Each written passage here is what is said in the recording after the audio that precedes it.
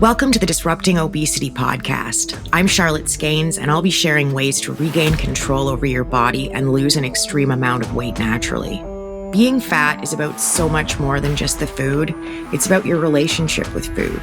That means that dealing with your weight is about more than just the food, too. You have to change that relationship. You have to start disrupting obesity.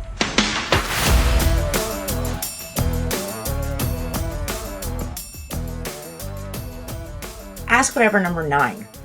I feel like that means I should try to get to 9 questions, so I'll see what I can do. The last 2 Ask Whatever episodes were focused very heavily on calories, so we're going to take a totally different road today.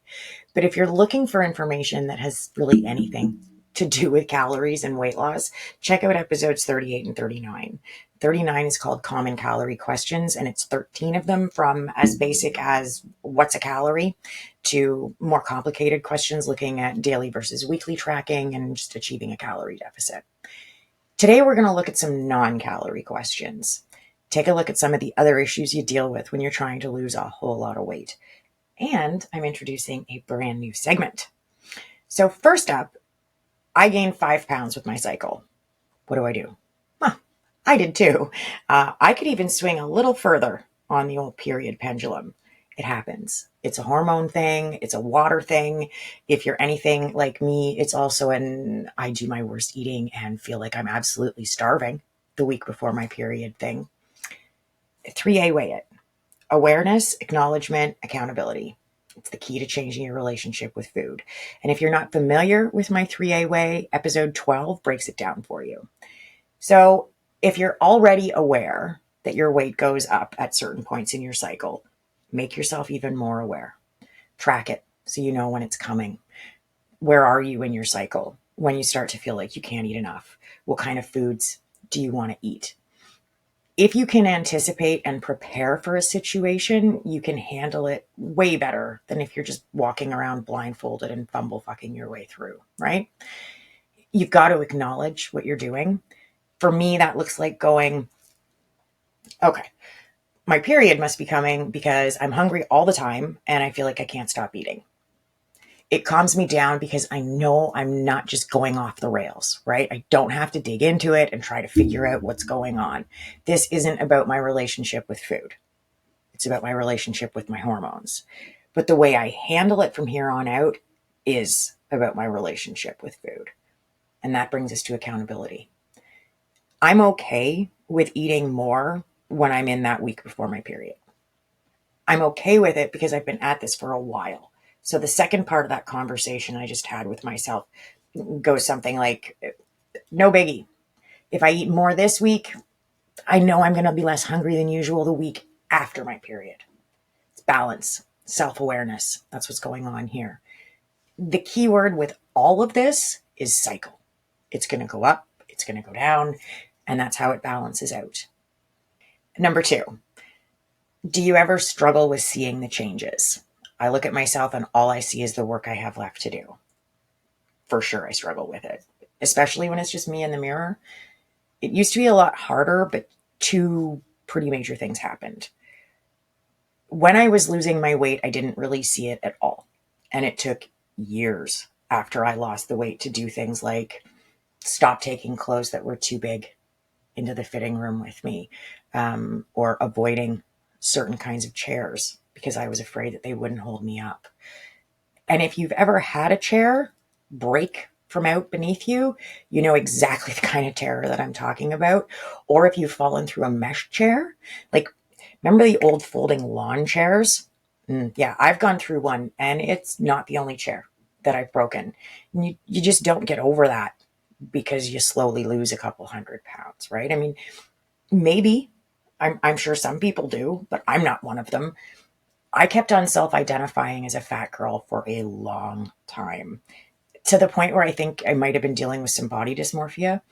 I couldn't see the changes. The tops of my thighs looked just as big to me at 180 pounds as they did at 330. So what changed? And I'm not being funny here, even though this first one might sound a little funny, but just give me a minute and I'll show you what I mean. Shapewear, like girdles and stuff. I love them. I absolutely love them. And I'm seriously not joking. Compression garments changed so much for me. They changed the way I feel about myself because they help me to see the ways that my body has changed. They help me to see past the loose skin that in some places, like my arms, makes things look nearly twice as big as they actually are. Part of the problem is too that I have no muscle mass or muscle tone, right? Like I'm working on it. But because I don't have those things, when I wear compression garments, I look my size. Like I feel like I look my size. And this is a psychological thing just as much as it's an actual physical appearance thing, right? Shapewear. It's a game changer. I had to buy a winter coat this year, and here was my choice, right? I could get the size that fits my body and always wear shapewear on my arms and nothing thicker than a long sleeve t-shirt. Or I could get a coat that's 2 sizes bigger so my arms would fit. And the coat that I just said fit my body is already a full size too big, but I can't get my arms into the size that actually fits my body at all. Not without like ripping the sleeves off as I do it. Yeah. So, but there were no affordable shapewear options for your arms, like at all, when I lost my weight, like nothing that would like suck it in. And I was insanely self-conscious about my arms. I've been hiding them 20 years, lots of puff sleeves. I also wasn't clever or crafty enough to think to use pantyhose on my arm. But I've recently learned that that's probably a really bad idea anyway. So yeah, I struggled to see the changes. Sometimes I still do. But both of those things are better than not losing the weight. Because I get this all the time. Why should I bother if I'm not going to see the changes anyway? Or if I'm going to have to deal with a whole bunch of loose skin? Like all of that kind of self-talk is just self-sabotage. It's an excuse to keep eating however much you want. First off, maybe you will see the changes, right? Lots of people do. And that's awesome. You need to give yourself that chance. And secondly, you're always better off with your weight in a healthy range. End of story, right? I don't regret losing the weight at all. Ever. Ever. I don't want to die from complications due to obesity. I just don't, right? The loose skin and my sometimes inability to see the changes that I've made, it's inconvenient, right? But it's a better alternative for sure. The second major thing that helped me to stop struggling to see those changes and stop focusing on what I had left to do instead of what I've accomplished was 2016. I'm so happy to still be living in this body that it can pretty much look however it needs to look. And I'm just going to sort it out, right? My body did something miraculous. It survived. 5 months is a long time to be in the hospital when you're 37 and have no prior underlying conditions. I was pregnant when I got sick. I was 32 weeks pregnant, and I had midwives and a doctor. I was under pretty close medical care, right? And I was having a geriatric pregnancy. I don't know when we're going to do something about that term. There has got to be a better way to say that I was over 35 and pregnant than that.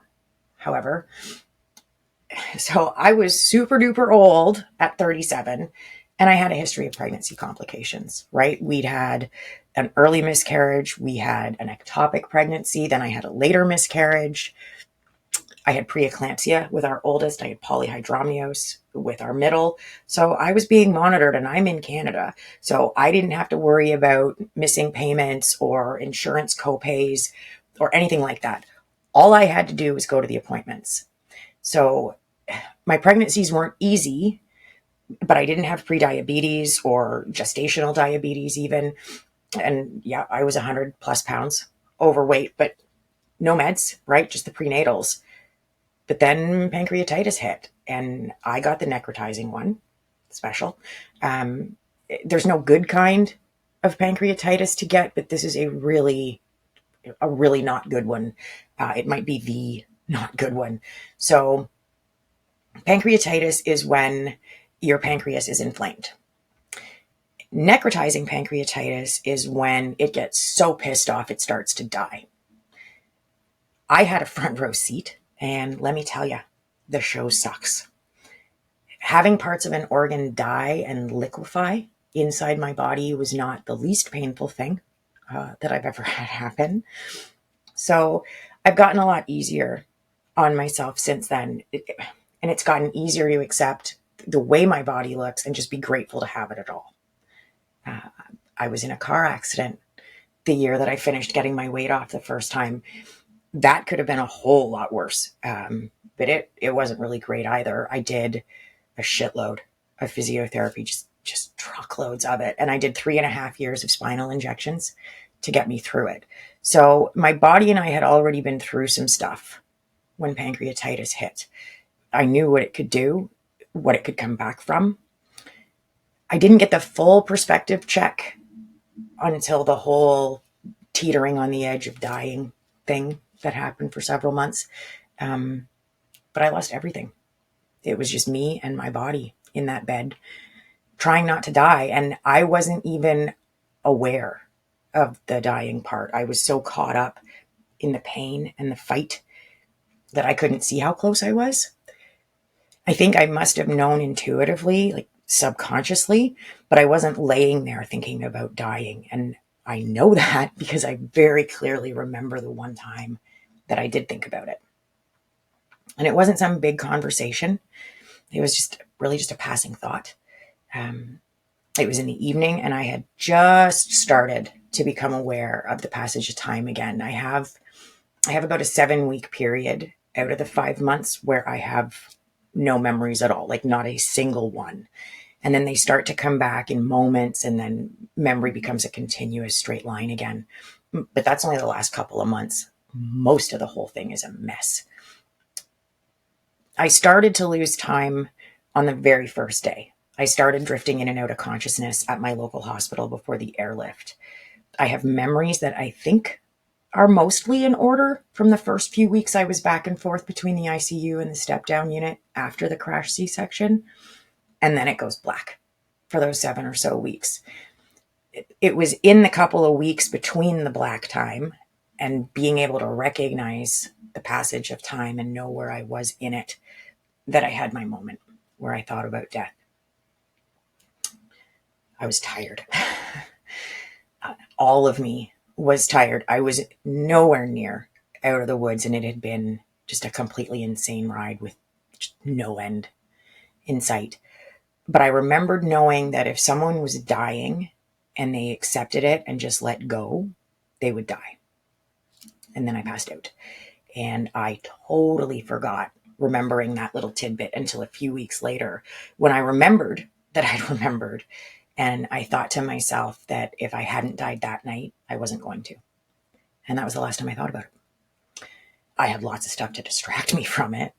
Chest tubes and procedures, some more close calls, but mostly just the walking, the sitting again, the physio hell, and then the mental and emotional hell of being separated from Sean and our boys.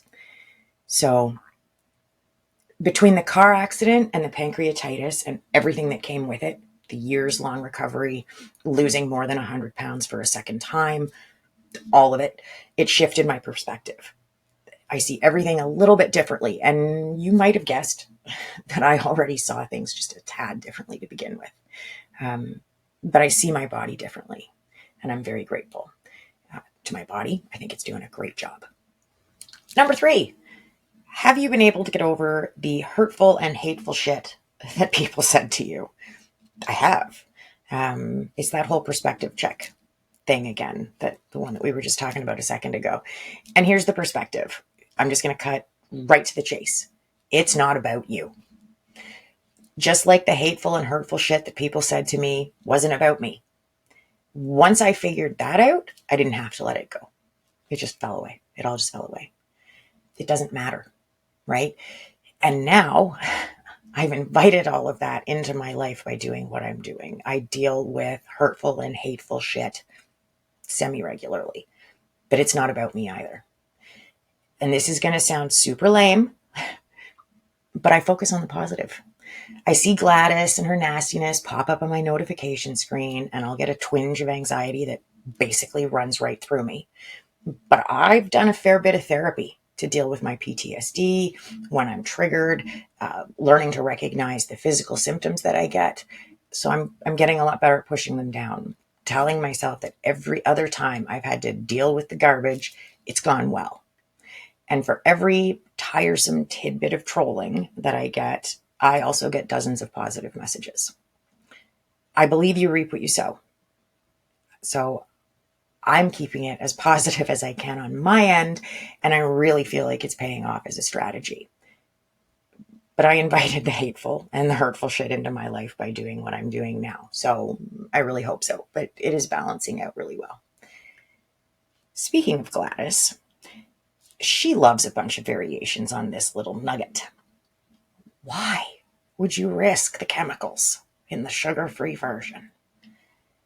And that's the most positive take I've got on that question, because let me tell you, the comment section gets fun anytime I use products with artificial sweeteners in them.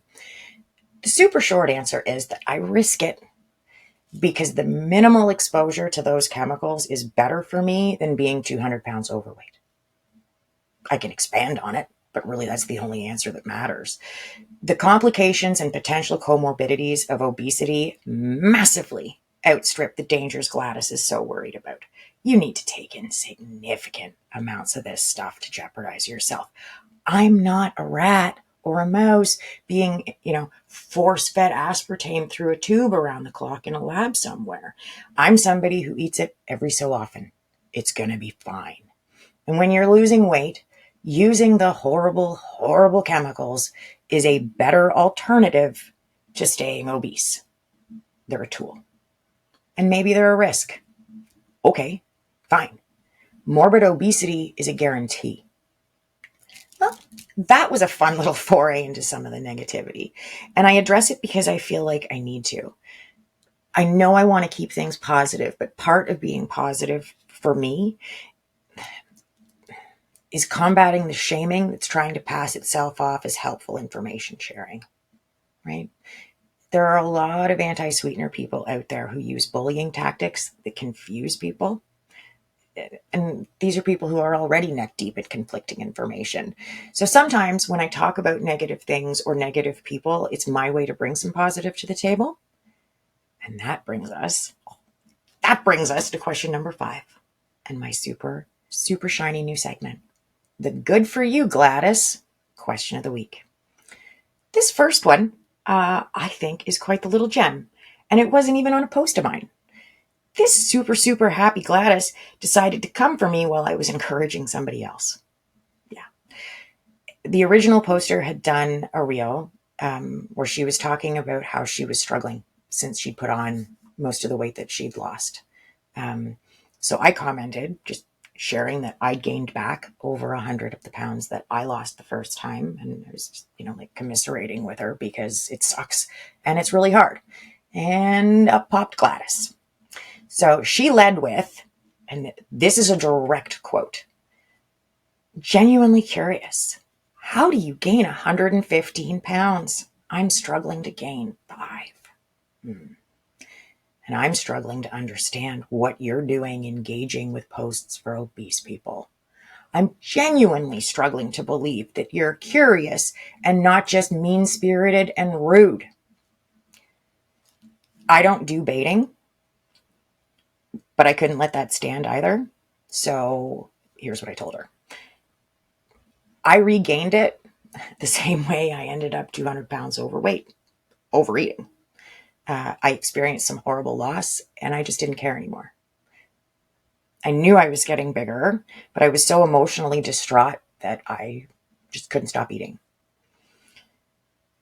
The way I deal with this kind of Gladys is the same as all the others, just the truth, right? I'm not ashamed of who I am or where I was, and I'm not going to let other people who read her good for you, Gladys, question of the week think that they should be ashamed of themselves either. But here's the great news. Gladys has inspired me to create this entire new segment, the good for you, Gladys, question of the week. And the secret to the sauce is the GFY. Yeah. But we're going to make some more lemonade here because now I'm doing a whole episode on what it's like when you put the weight back on. because that's something that I'm hearing more and more from you.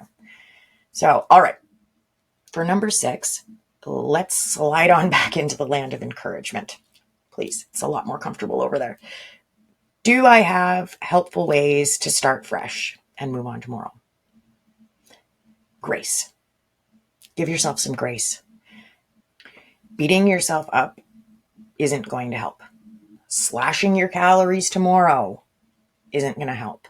I had someone reach out in the comments last week, and she was devastated because she'd gone over by 350 calories that day. She felt like a failure, and she wanted to know if she should cut those 350 calories from tomorrow, from the next day. No, that's not a great plan. Let today go and move in tomorrow with a fresh start. Don't spend all day tomorrow carrying today around. Just let it go and keep going. I worked a lot when I was in university. I think a lot of us do. Sean and I moved into our first place together when we were 19, and I held down 4 jobs while I was going to school full time. I had a part-time job waiting tables at a local pizza place. I was a respite worker for a young man with Down syndrome and his family. I worked at a local party store making balloon bouquets on Saturdays, and I had a full-time gig at the first check cashing location to come to our town. And it is the only job I've had that I'm not proud of. Work is work. I don't give a shit where you work.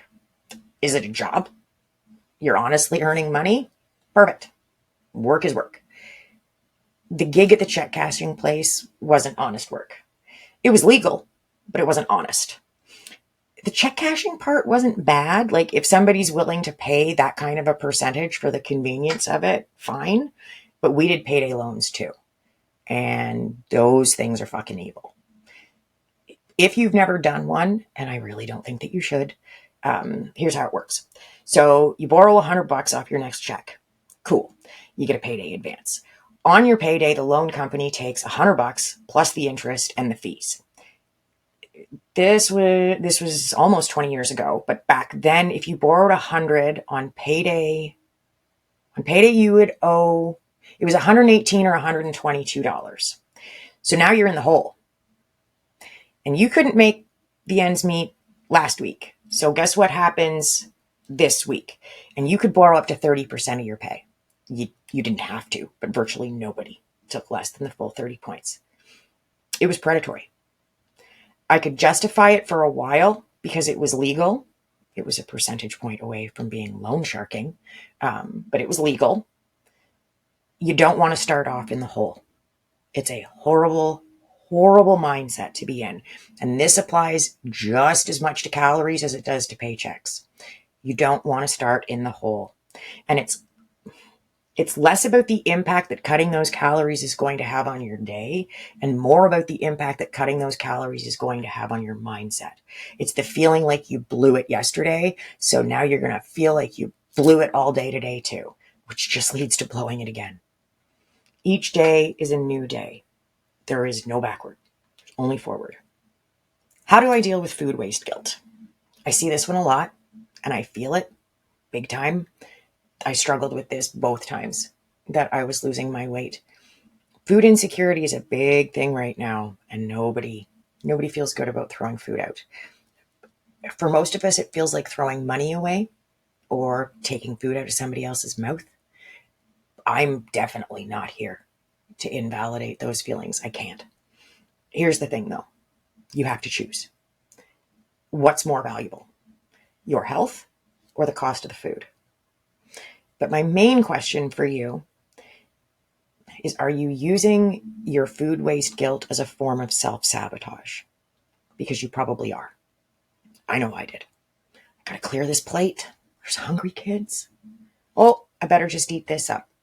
Don't want to throw it out. Sound familiar? You're sabotaging the shit out of yourself.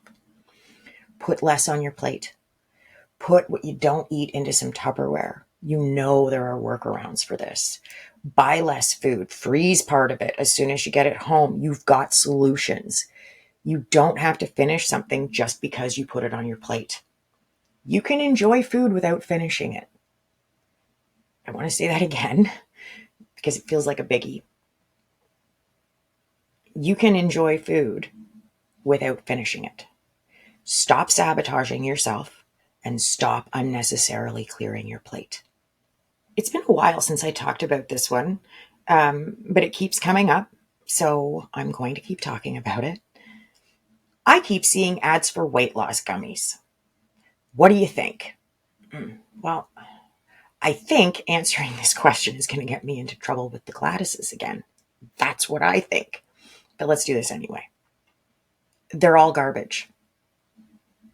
I don't like absolutes, but I'm completely certain on this one. The ads you're seeing for miracle fat-absorbing candies or whatever they claim that they can do are all horse shit. It's snake oil, plain and simple. Some of them might taste good. I have no idea. But universally, they won't make you lose weight. It's garbage. Don't waste your money. And more importantly, don't waste your time. The time you spend taking this crap and waiting for the weight to fall off is time you could be using to actually lose weight. All right. I said I'd shoot for 9. So here we go. Last up. What about meal plans? I'm not a fan. That's the short answer. And here's why. They don't do anything to fix your relationship with food. What happens when the meal plan's over? Once your weight's off? What did you learn about yourself and the way you use food to comfort, reward, and cope? What are you going to do now? You need more than a meal plan. And I don't have any to offer you. Nothing in the way of meal plans. But I have created a couple of resources for you if you're looking for some help to lose weight. The first one is my free guide, Get Started for the Last Time, and there's a link to it in the notes. The second one is my weight loss workbook. I designed it specifically for people with more than a few pounds to lose, and there's a link for it in the notes too. But it's a country-specific link, so the best way to get your copy is to search for Disruptor plus my name, Charlotte Skanes, on your country's Amazon. Thank you so much for joining me. Thank you for sending in your questions. Please keep them coming. Don't forget to subscribe so you don't miss any new episodes. And keep trying. Keep tracking. Don't be intimidated and don't give up. You totally got this. Thank you for listening to Disrupting Obesity with Charlotte Skanes. If you know it's time to take back control, lose the weight, and keep it off, reach out to me privately with a direct message on Instagram that says ready so you can start disrupting obesity.